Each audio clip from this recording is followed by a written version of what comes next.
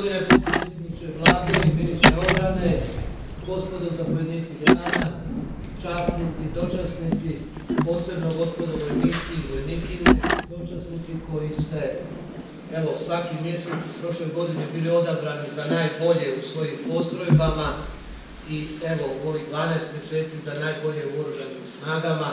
Ja vas pozdravljam od srca. Ministre, hvala vam da ste nam se pridružili. Ovdje kratko, ja sam već dosta govorio jer mi organiziramo svaki mjesec prijem za najbolje vojnika i dočasnika. Drago mi je da imamo predstavnike svih grana i zapovjedništva za potporu i učilišta i zapovjedništva specijalnih snaga. Ja bih samo želio ovdje reći da važnu ulogu u ovom procesu ima dočasnički lanac potpore i da su oni ti koji su zapravo odgovorni za odabir onih najboljih. Gospodine ministre, ja vam još jedan put od srca želim predstaviti najbolje vojnike, vojnikinje, dočasnice i dočasnike u našem sustavu u prošloj godini. Ja se kao načelnik s njima zaista ponosim.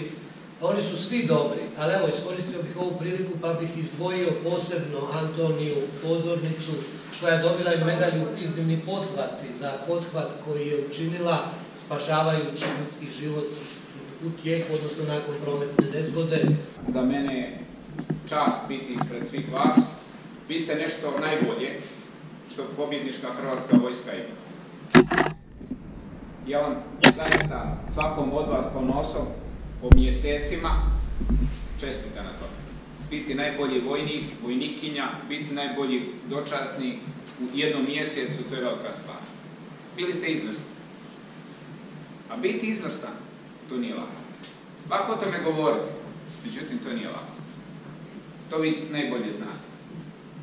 Što to znači svaki dan, od jutra do sutra, pa jedan tjedan, pa jedan mjesec.